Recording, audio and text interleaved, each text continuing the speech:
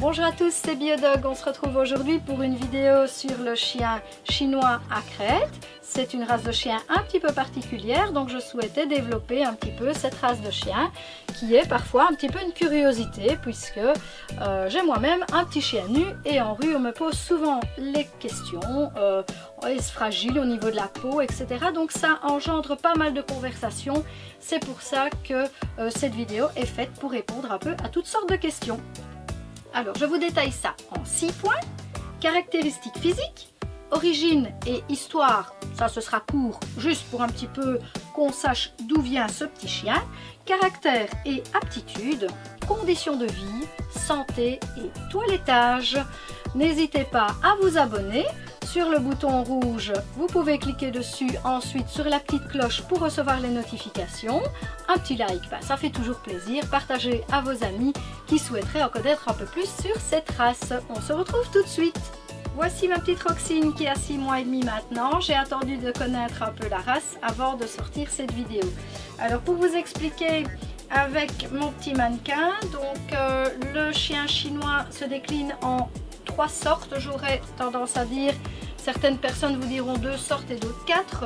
Moi j'aime bien de développer les 3, ce qui veut dire qu'il y a le chien chinois à crête qui est le vrai nu, comme Roxy, c'est-à-dire elle n'a pas de poils sur le dos, elle a uniquement des poils sur la tête qui vont pousser, parfois deviennent un peu longs au niveau du nez et certaines personnes rattachent avec une petite pince ou un élastique ici au-dessus. Pour Roxy, il n'y a pas encore besoin, la longueur n'est pas, c'est pas nécessaire de lui infliger des petites coiffures spéciales. Voilà, elle a maintenant des poils aussi au niveau des pattes. On peut voir aussi, elle va s'avancer, on peut voir aussi les pattes arrière, les pattes avant, la queue, voilà, tout ça a des poils et le reste, il n'y a pas de poils sur le dos. Le seul petit toilettage à faire pour Roxine, c'est lui raser le museau. Évidemment, elle n'aime pas ça. Donc ici, vous la voyez pas nickel au niveau du toilettage du museau. Mais ce n'est pas bien grave parce que j'aime vraiment faire les choses en douceur. Donc si elle n'a pas envie, je rase un petit peu maintenant, je rase un petit peu après. Et je ne la force pas à faire des choses désagréables. Donc c'est dans ma nature de faire les choses de manière très douce. Alors pour le reste, on a le chien qui est modéré. C'est-à-dire qu'il va avoir un peu plus de poils au niveau des oreilles, au niveau de la tête. Il sera un petit peu plus fourni. Et sur le dos également. Dans ce cas-là, ça mérite un petit toilettage au niveau du dos. Et puis sinon pour le reste c'est le même gabarit de chien. Je vous décris d'abord par rapport aux poils parce que c'est ce qui intrigue le plus. Donc il y a le chien nu, le chien modéré qui a un peu plus de poils et alors le chien houppette à poudre qui lui est tout poilu. Et vous allez voir des photos du papa et de la maman de Roxine. Donc la maman de Roxine, elle a des poils. Donc elle est entièrement poilue, ils ont de longs poils très doux et très souples, un petit peu comme cheveux. Et c'est une race qui ne perd pas ses poils, donc c'est pratique aussi puisque on n'a pas des poils partout. Donc ces 3 sortes sont vraiment le chien nu, le modéré et le houppette à poudre. Je vous dis les mots en français parce que moi je ne prononce pas très bien l'anglais. Donc voilà, sinon on retrouve évidemment sur internet tous les noms en anglais qui sont parfois mieux connus. Et puis vous pouvez retrouver dans la description le lien où, donc ce sera le lien direct vraiment où j'ai trouvé toutes ces informations. Et je vous développe le reste tout de suite. Je vais aller remettre ma petite Roxine au dodo pour pouvoir mieux vous parler et vous expliquer. Je vous ai parlé des poils, maintenant je vais vous parler du poids. Donc c'est un chien qui fait environ 3 à 5 kg. Ma petite Roxine que vous avez vue fait 3 kg 300. Comme ça vous donne un petit peu une idée au niveau de la hauteur. Par contre ça je dois la mesurer. Alors pour la taille, la femelle fait de 23 à 30 cm et le mâle 28 à 33 cm. Donc c'est en moyenne évidemment. On sait tous que ça varie au niveau des standards de race. ce qui est inscrit. Donc ma source c'est wamis.fr, vous trouverez dans la description. C'est important comme ça si vous voulez aller lire tranquillement chez vous tout ce que je suis en train de vous expliquer. Il y a un petit peu de mon expérience personnelle et il y a un petit peu de cette information trouvée sur internet. Alors pour l'origine et histoire, là je vais vous lire un petit texte qui est très court parce que je ne l'ai pas étudié par cœur, mais comme ça vous donne un peu une idée. Ces origines sont très anciennes puisque les premières informations sur les chiens nus en Chine remontent à au moins 12 siècles avant Jésus-Christ. L'absence de poils est due à une mutation spontanée qui est apparue aussi bien en Chine que dans d'autres pays comme le Mexique et le Pérou. Aujourd'hui, ce chien est pratiquement inconnu en Chine, mais il est assez répandu en Europe, en particulier en Grande-Bretagne, qui partage la paternité de la race avec la Chine et les États-Unis. Je n'en fais pas plus pour l'histoire parce que c'est trop long à écouter, et puis c'est bien mieux d'aller vers des choses un peu plus concrètes. Donc on a le caractère et aptitude. Bah oui, tout à fait, parce que c'est un chien qui n'est heureux qu'avec son humain.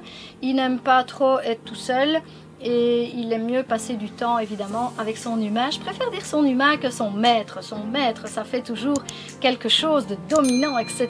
Et j'ai horreur de ça puisque je fais l'éducation positive et c'est bien de voir les choses de manière différente et pas comme à l'ancien système où on parlait beaucoup de cette dominance, etc. Voilà, on revient à notre chien chinois.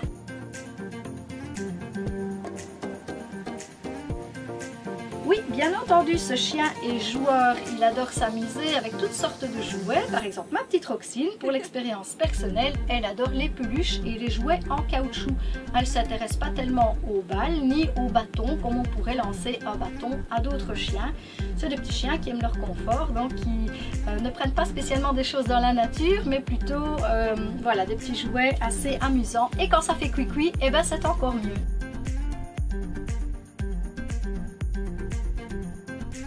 Son exubérance fait de lui un chien très actif. Et ça, j'aime cette phrase parce que c'est vrai que c'est un chien qui peut être très calme à la maison, on ne l'entend pas. Et puis tout d'un coup, il se réveille, il a son petit grain de folie, commence à courir et à sauter partout. C'est un petit chien très vif et très joyeux, aussi très sensible. C'est bon à savoir parce que pour l'éducation, il ne faut pas être trop brusque avec ce petit chien.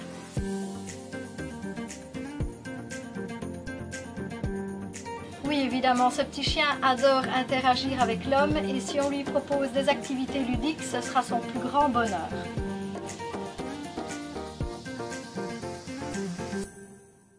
Non, pas tellement. C'est pas vraiment un chien qui a gardé l'instinct de prédation.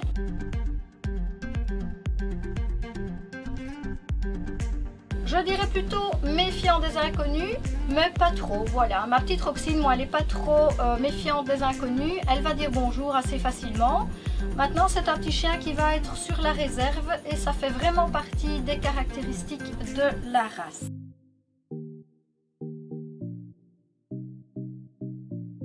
Non, pas vraiment. C'est un petit chien qui adore le contact social et qui ne va pas rester tout seul dans son coin. Alors, niveau comportement, qui supporte la solitude. Alors, j'aurais tendance à dire c'est une question d'habitude que l'on va lui donner. Ma petite Roxine, moi, elle a l'habitude quand je tiens le magasin le matin, donc aux horaires d'ouverture. Elle reste toute seule sans aucun problème. J'ai d'autres chiens à la maison, évidemment. Elle n'est pas vraiment toute seule. Mais il y a certains chiens qui peuvent très mal supporter la solitude. Et l'expérience personnelle fait que, par exemple, si je m'en vais l'après-midi, eh bien, elle aime bien venir avec. Parce qu'elle a compris que le temps où elle reste toute seule, c'est le temps où maman va travailler dans le magasin. Et puis c'est tout. Après, on passe du temps ensemble. Et ça, elle a très bien fait la différence. Et je dirais même que c'est un chien, une race de chien qui s'habitue assez facilement au comportement de ses humains. Donc s'il y a plusieurs personnes dans la maison, le chien va très vite s'habituer à je peux faire ça avec une telle personne, je peux faire ça avec une autre. C'est souvent en règle générale pour d'autres chiens aussi, mais ce petit chien a une intelligence un petit peu spéciale. Et pourtant ma petite Roxine n'a que 6 mois et demi et ça je l'ai déjà bien compris. Alors, facile à éduquer? Eh bien, je dirais que oui, parce que c'est un chien qui aime apprendre. Et pour autant qu'on lui propose des activités ludiques, eh bien, ça lui plaît. Alors, fugueur? Non, je ne pense pas. Elle reste toujours bien à mes pieds quand on va promener et pas envie de se précipiter vers la porte pour sortir. Destructeur? Bon, non, j'aurais pas tendance à dire destructeur. Maintenant, je passe suffisamment de temps avec mes chiens. Quand les chiens sont tenus de rester plus longtemps tout seuls, évidemment, il faut toujours penser à leur donner de quoi s'occuper. Et l'occupation d'un chien fait vraiment beaucoup en ce qui concerne les dégâts. Ça vous évitera beaucoup de choses si le chien il a des petits nonos, des petites choses à grignoter, des petits jeux d'occupation. C'est vraiment très intéressant. Et ça, vous pouvez retrouver dans la description de cette vidéo plusieurs vidéos que j'ai faites avant avec justement les jeux d'occupation. C'est très intéressant à aller voir. N'hésitez pas donc à aller voir les autres vidéos que j'ai faites parce que ça peut vous être utile pour différentes choses. Alors, gourmand et glouton. Ah, pourquoi serait-il gourmand et glouton? Eh bien, parce que c'est vrai que c'est des petits chiens qui aiment manger en général, mais pas plus que ça, donc qui mangent, voilà, mais ce n'est pas à l'exagération. Moi qui ai des lévriers, je vois quand même la différence. C'est un petit chien qui aime manger, mais voilà, qui ne va pas se ruer sur tout ce qui se mange spécialement, mais pas difficile et digère assez facilement, donc pas de problème digestif, en tout cas. Pour ma part, pour ma petite Roxine, je n'ai pas constaté cela. Alors, chien de garde. Bon, ben, on va pas le choisir comme un chien de garde vu sa petite taille, mais en tout cas, c'est un chien qui va vous prévenir. C'est un très bon petit chien d'alarme. Et elle n'aboie pas de la même manière, ma petite louloute, que si c'est juste quelqu'un qui passe. C'est pas du tout la même chose. Dès qu'elle entend un bruit un peu plus spécial, elle va aboyer d'une manière... on voit qu'elle est plus inquiète et on s'en rend compte. Alors pour un premier chien, bah oui, pourquoi pas. La personne qui n'a jamais eu de chien avant et qui va avoir son premier chien, un chien chinois, eh bien pas de problème. Pour moi, je dirais que c'est facile à s'adapter à ce genre de chien. Il faut juste tenir compte de ses besoins un peu différents. Au niveau du froid par exemple, il est nécessaire alors de lui mettre un petit manteau. Mais je ne dirais pas nécessaire à tout prix parce qu'il y en a qui sont frileux, il y en a qui sont moins frileux. Il faut apprendre à connaître votre petit chien de manière décalée des autres. Donc vraiment chacun a son avis, on peut le remarquer sur les forums ou les pages Facebook, etc. Les différents groupes qui existent sur ce chien. Moi j'ai déjà lu pas mal de choses. Une personne critique d'habiller, une autre personne va dire oui il faut absolument. Moi je partirais, mon idée personnelle c'est je n'habille pas mon chien H24 mais quand il en a besoin. Quand c'est nécessaire, ok, je lui mets un petit vêtement mais je ne vais pas non plus la transformer en poupée. Maintenant il y a des chiens nus qui ont des problèmes de peau et qui ont besoin par exemple d'être habillés avec un petit vêtement en coton, etc. Donc là c'est vraiment libre à chacun de voir un petit peu ce que son chien a besoin. Au niveau du bain aussi, il n'y a pas de fréquence spéciale pour dire de laver son chien. Ça va vraiment se faire de façon naturelle. Alors, les conditions de vie pour ce petit chien, eh bien évidemment, il ne va pas vivre dehors. C'est un petit chien d'intérieur. Ça, on s'en rend tous bien compte. Et facilité de transport. Vu sa petite taille, il est possible de l'emmener partout avec vous en vacances. Et j'assisterai un petit peu sur l'éducation pour que le chien soit bien sociabilisé, avoir aussi bien des petits, des grands chiens. Et voilà, vous pouvez donc l'emmener facilement partout. Alors au niveau santé, c'est un chien assez robuste et parfois bien plus qu'on ne le pense parce qu'on s'imagine qu'il est fragile quand il n'a pas de poils. Eh bien non, pas du tout, ne vous tracassez pas avec cela. C'est d'ailleurs un chien qui va facilement cicatriser. Je sais bien que je vous dis mais je lis un petit peu ce que je n'ai pas l'habitude de faire dans les autres vidéos. Alors est-ce qu'il supporte la chaleur? Oui, il supporte bien la chaleur, mais pour les sujets qui sont nus, il faut faire attention aux peaux très claires qui risquent le coup de soleil et alors d'avoir des problèmes dermatologiques, des dermatites.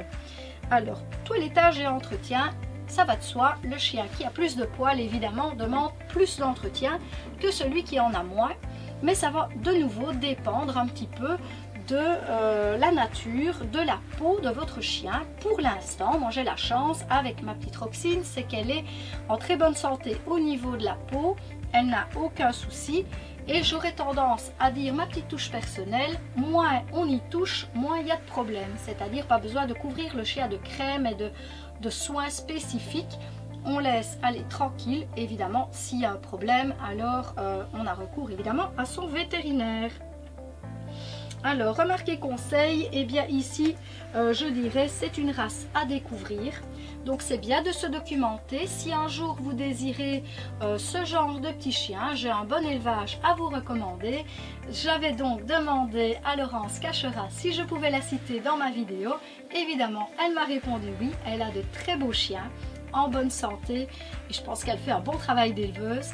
Donc voilà, je vous la recommande et vous pourrez trouver le lien ici en description. J'espère que vous avez aimé cette vidéo. Je vous encourage à liker, partager et vous abonner si ce n'est déjà fait. Et on se retrouve bientôt pour une nouvelle vidéo. Au revoir!